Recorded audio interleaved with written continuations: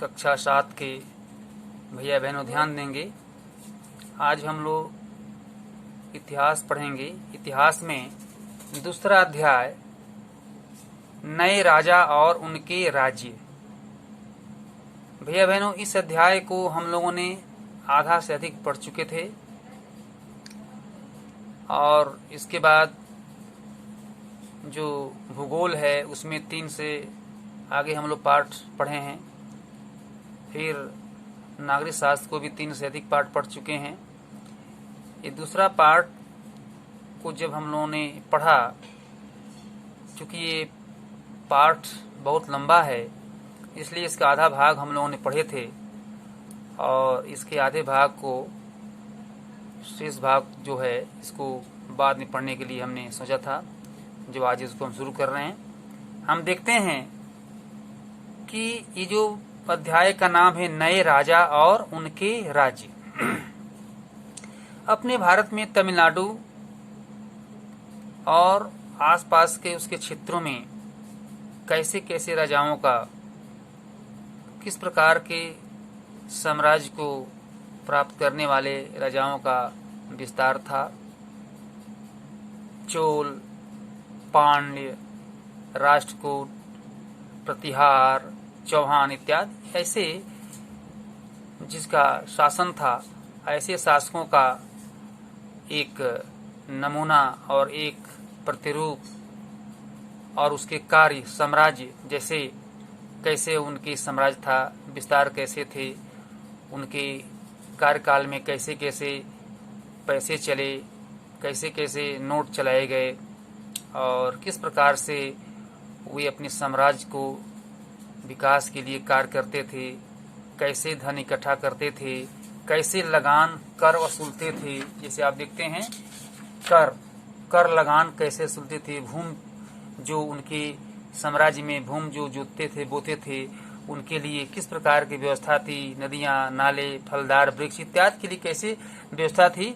ऐसे इन बातों पर हम लोगों ने चर्चा किया, ध्यान दिया और ठीक से पढ़ा।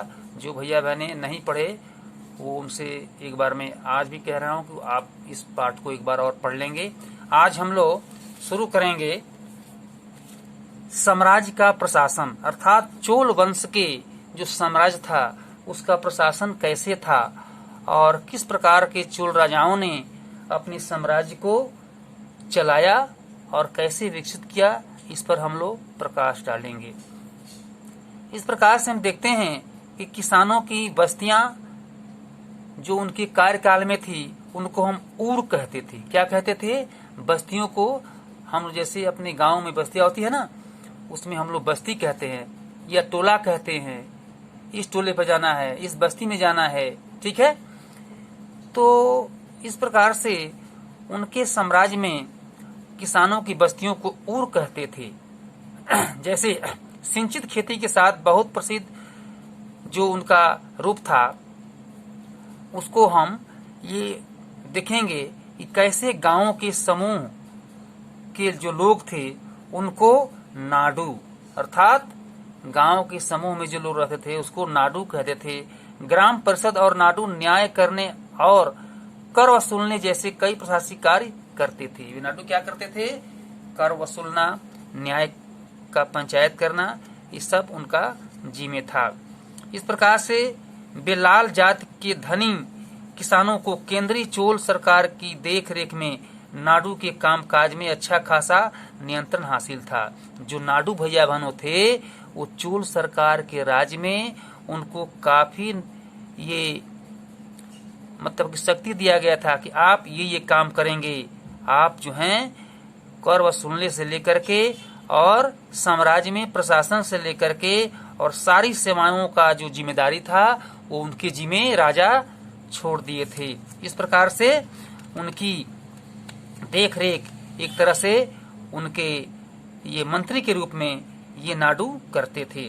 जैसी उपाधियां दी है उन्हें केंद्र में महत्वपूर्ण राजकीय पद भी सौंप दिए गए थे। इस प्रकार से उनको एक सम्मान पूर्वक उनको अधिकार दिया गया था।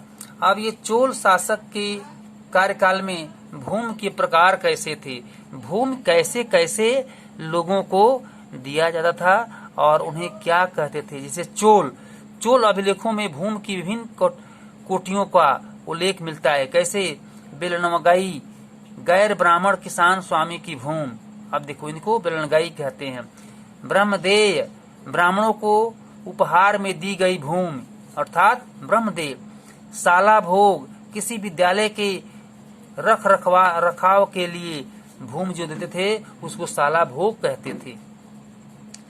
देवदान, तिरुनमट्टू कन्नी इसको कहते थे। जैसे मंदिर को उपहार में दी गई भूमि को क्या कहते हैं? देवदान। ठीक है, देवदान यानी देवताओं के लिए दान में दिया गया भूमि। पल्लीचंदनम, जैन संस्थानों को दान में दी गई भूमि को पल्लीचंदम कहते थे।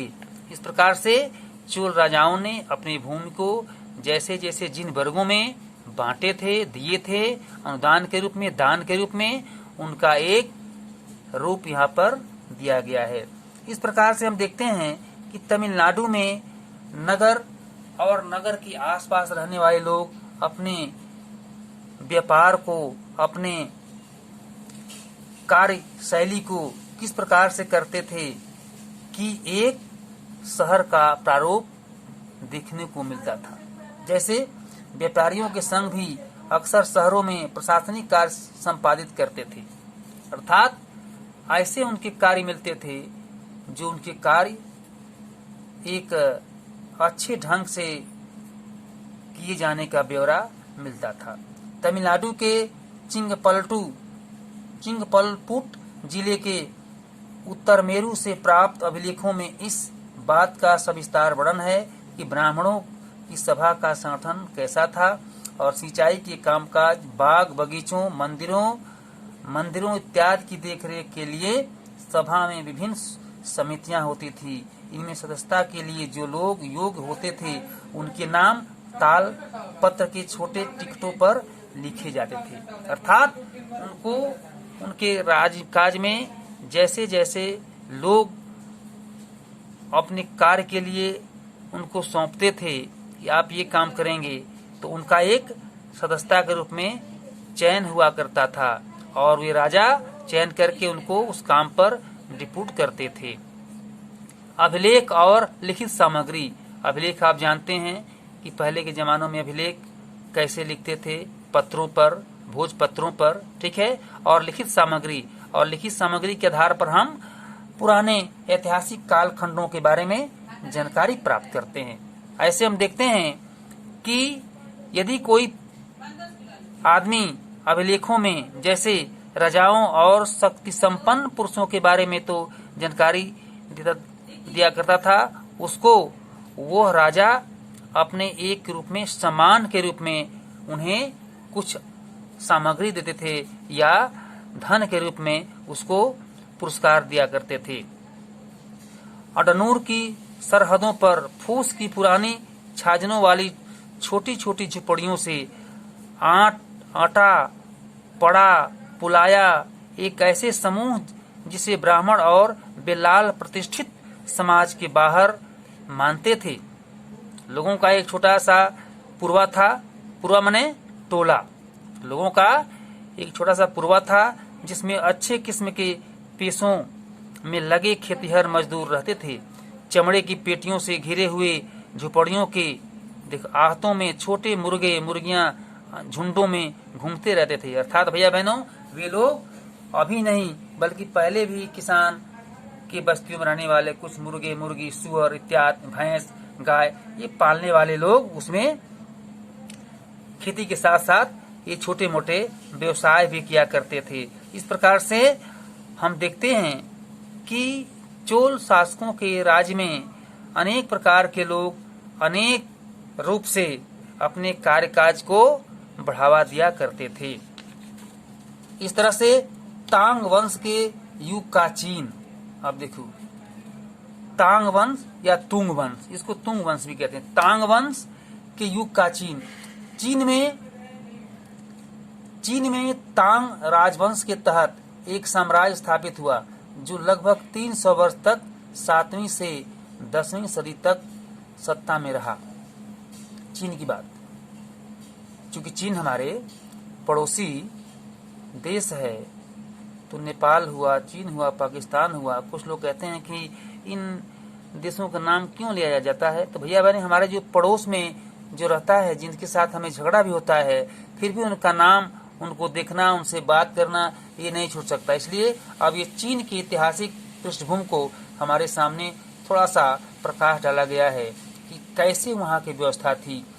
इस प्रकार से इसकी राजधानी सियान दुनिया की सबसे बड़े नगरों में से एक थी, जहाँ तुर्की, ईरानी, भारतीय, जापानी और कोरियाई आया करते थे। इस प्रकार से तांग साम्राज्य परीक्षा के माध्यम से नियुक्त की गई नौकरशाही द्वारा प्रशासित होता था। इस प्रकार से इन परीक्षाओं में हर इच्छुक व्यक्ति बैठ सकता था और अधिकारियों के चयन की यह व्यवस्था कुछ बदलावों के साथ 1911 तक कायम रही। इस प्रकार से भारतीय उपमहाद्वीप में प्रचलित व्यवस्थाओं से यह व्यवस्था किन मयानों में भिन्न थी, यह भी हम लोग देख सकते हैं। इस प्रकार से हम देखते हैं कि इस अध्याय में विभिन्न राजाओं द्वारा, चोल शासकों द्वारा, प्रतिकूट द्वारा, प्रतिहारों द्वारा और राष्ट्रकूटों द्वारा अपने अपने साम्राज्य में कैसे कैसे लोगों को नियुक्त किया गया, जो कर वसूलेगा, जो किसानों के देखरेख करेगा। जैसे आज भी भैया बहनों, हमारे राज्य में क्या है, प्रदेश में कोई सिंचाई मंत्री है, ठीक है, कोई कपड़ा मंत्री है, कोई उद्योग मंत्री है, कोई रेल मंत्री है और कोई शिक्षा मंत्री है, जो शिक्षा स्कूल के व्यवस्था को देखता है। ऐसे उन काल में भी विभिन्न प्रकार के राजाओं द्वारा अपने अपने साम्राज्य में विभिन्न लोगों के द्वारा विभिन्न व्यवस्थाएं बांट करके और राजकाज के कार्य को एक संपन्न तरीका से, एक अच्छे तरीका से संचालित करने का कार्य करते थे।